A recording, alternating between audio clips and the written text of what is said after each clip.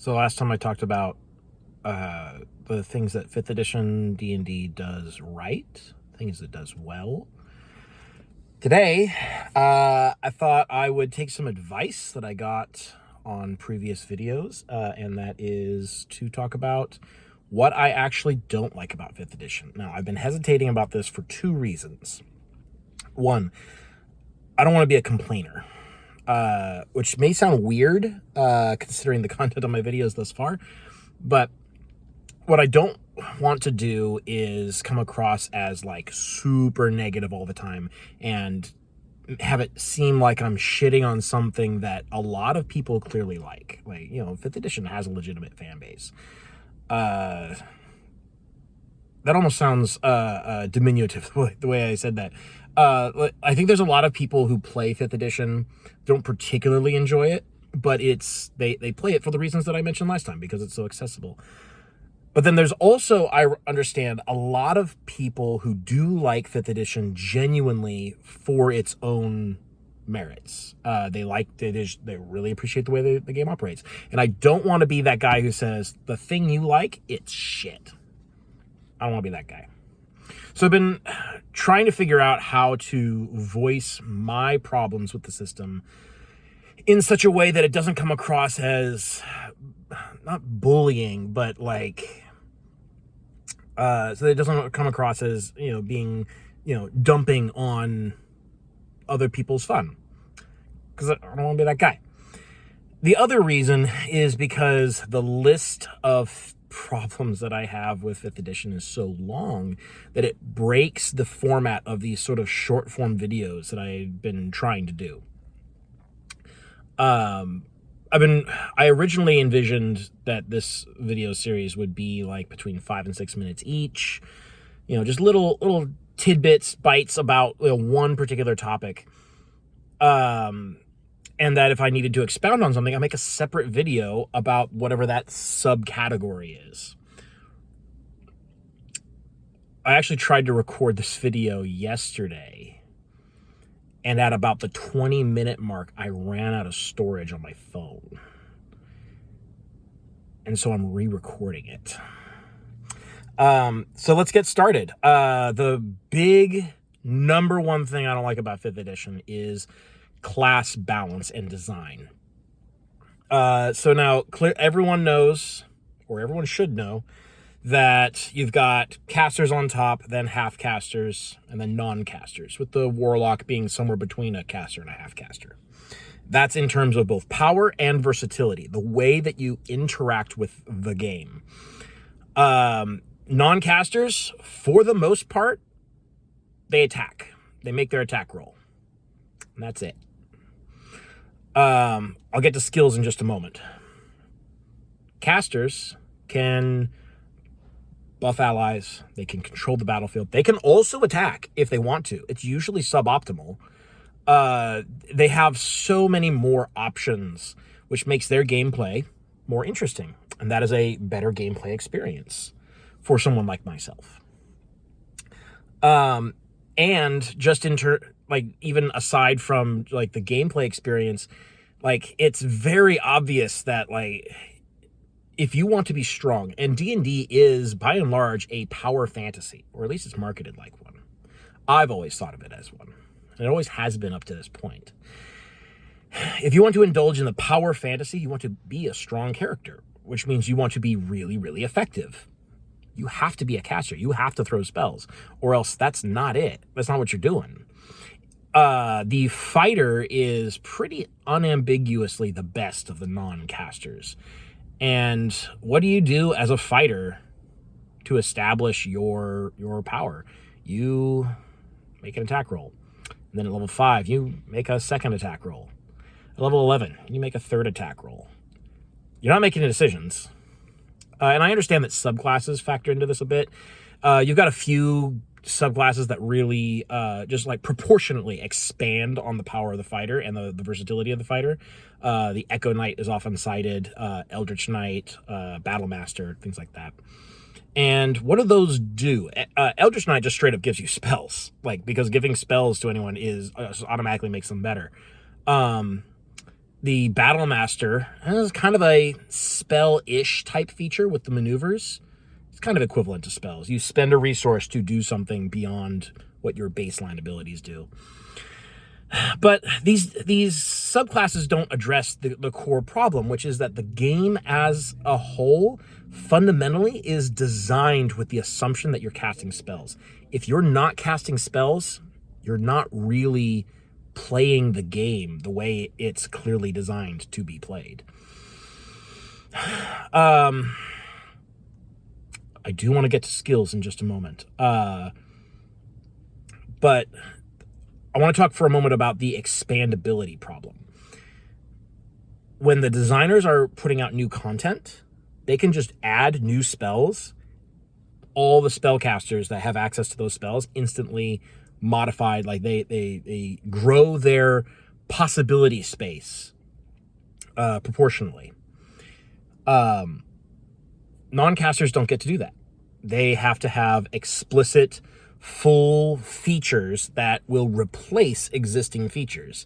Now, I know that in I want to say it's Xanathar's Guide, there was a couple of features that were just straight added. I think the Barbarian got like an extra skill training or something like that.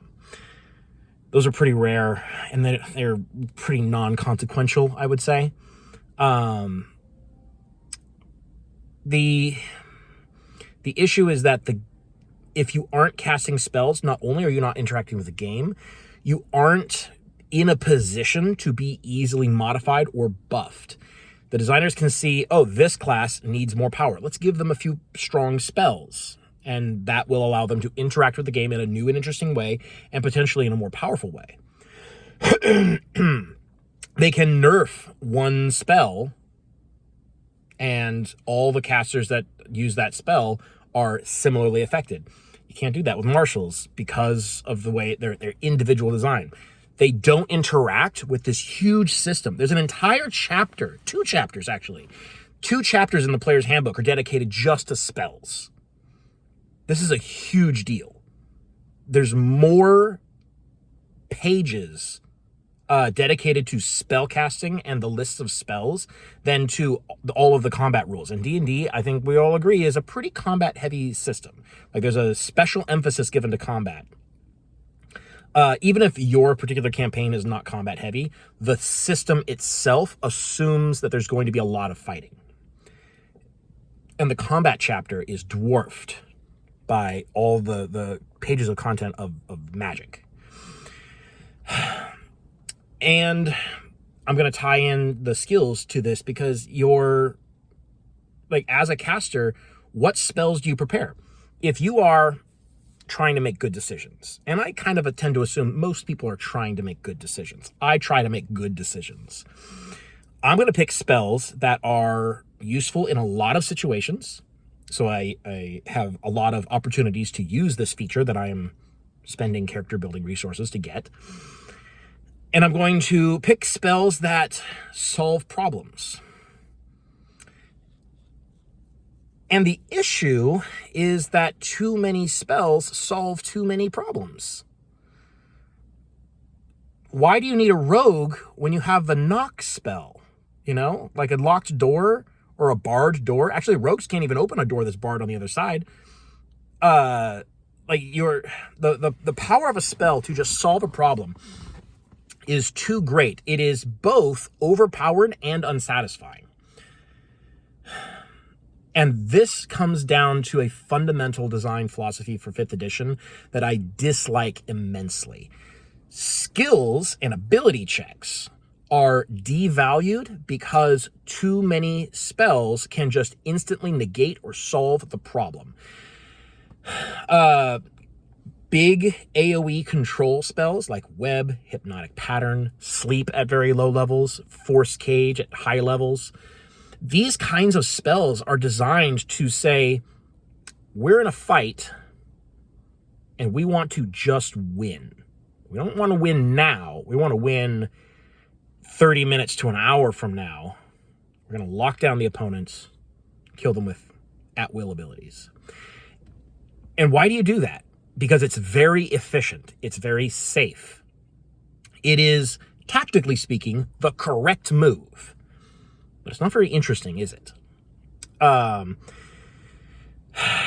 already mentioned knock with closed doors. Like there's no check involved. You just cast the spell and you get the effect. If you want to detect magic, there's no check involved. You just get the effect, and some that you don't even have to expend a spell slot if you've got the time to ritual cast it. Compare this in contrast to both other non-D&D based RPGs and 4th edition D&D, where generally even spells that allowed you to do a thing involved a check of some sort, a roll, usually involving skills. There was it was some kind of like silvery tongue thing, encounter power or something. It was a utility power of some sort. Pretty sure the wizard had it, that allowed them to use their arcana skill instead of diplomacy for like social checks. Like, that's a really cool ability. It's clearly a buff, so you are getting something for your character building resource of taking that power instead of a different one. But it still made you interact with the same systems that everyone else interacts with, instead of bypassing those systems altogether. Why have a persuasion skill when you have charm spells? These, and I understand that, like, oh, well, you can roll persuasion instead of charming because persuasion is free. Sure, but it kind of takes all the wind out of, like, oh, I'm really good at talking to people, because it doesn't matter if you're good at talking to people. You have this backup plan. This spell just does it. So I get frustrated at the snap your fingers and solve a problem, and just, it's not even solve a problem. It's like completely negate a problem. It's just gone. That is a part of the 5th edition design philosophy that really bothers me. Now, those who are in my game will know that I am currently playing a wizard in a 5th edition campaign. And I do that. I put down the web spell. I put lately I just got hypnotic gaze, and so I'm putting down these like area control spells to control the enemy. Why do I do it if I think it's not engaging? Because it's the tactically correct play. The alternative is for me to not control the battlefield, and then we just take a bunch of damage and it's inefficient. Like, it's like strictly worse. And that feels bad too. Good game design encourages you to do the right thing. The tactically superior thing should also be the more fun thing. 5th edition does not do that. The more fun thing is to, build a raging barbarian who runs into melee and then, just takes on hordes of enemies and takes a bunch of damage, but he doesn't care because he's so tough. You can't do that in 5th edition. Barbarians are not that tough. They also don't do very much damage. They're not that scary. What do you do when you need a frontliner? You build a wizard who wears armor and casts shield.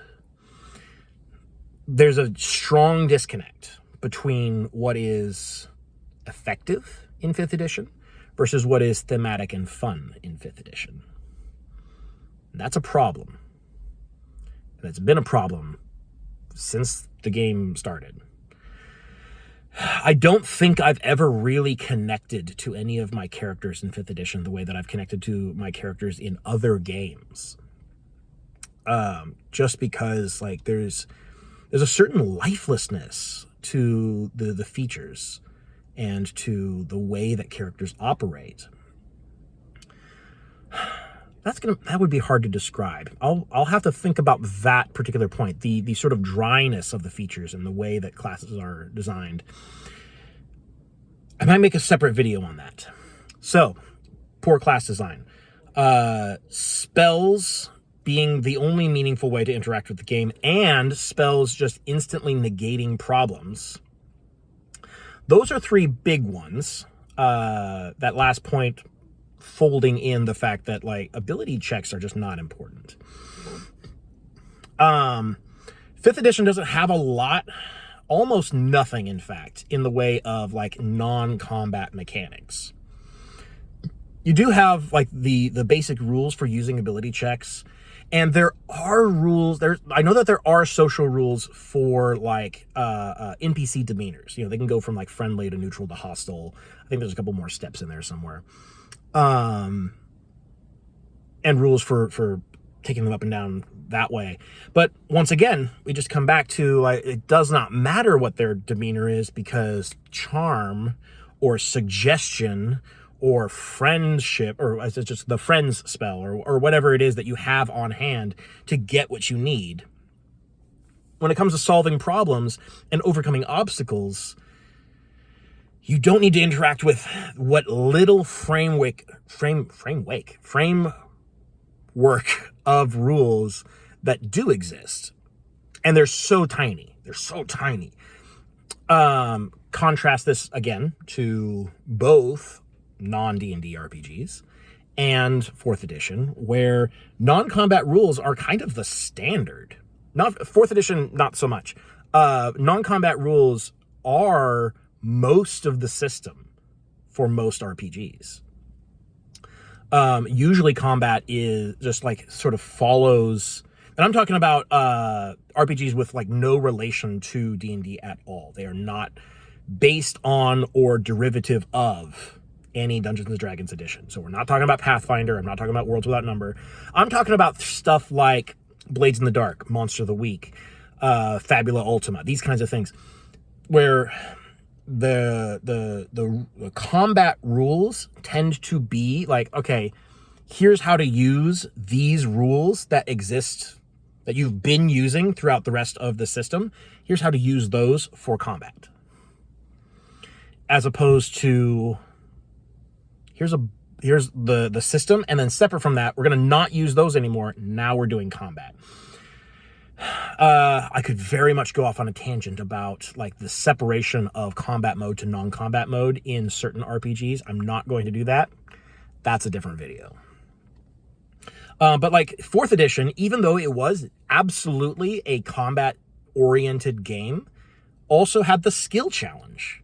It was a whole system, and flawed as it may be, because it was published, I think they just didn't have time to test it out. I've heard several places that the production for 4th edition was rushed. So like clearly this was a half-baked idea, but it's still a good idea. The skill challenge mechanic is a whole system for running non-combat action scenes. And it's pretty good. Like for how bad it's going to sound weird. For how bad it is, it's pretty good. When I run 4th edition, I modify it just a little bit. Based on mechanics that I have seen and used in other games. I sort of take those, import them, and it really refines that mechanic. Like it's 80% of the way there, as written. So non-combat mechanics is the next point. I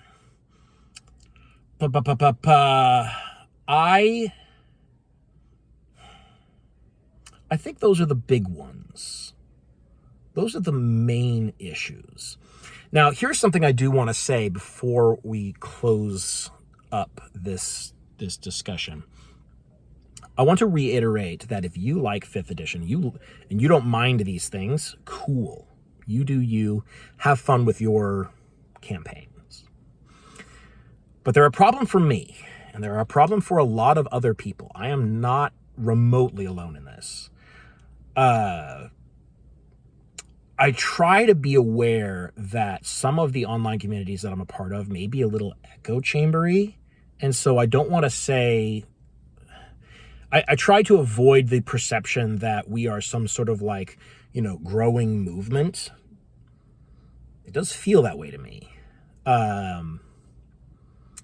But there's an appreciation out there amongst particularly the optimization community, particularly amongst amateur game designers, that we see the problems with 5th edition and how incredibly difficult they are to solve.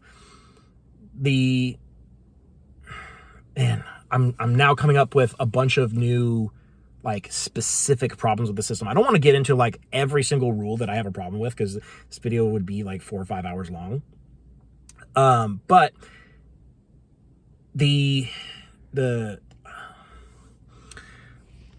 at the end of the day, the problem is that the game is not designed very well. And it was never meant to be. It was designed to be marketable, not particularly playable. And I'm out there to have a good time. And I'm aware enough of game mechanics and game design to know when I'm being given bad mechanics. So that might be just like the curse of knowledge. Maybe ignorance to game mechanic design is bliss in this case. It could be.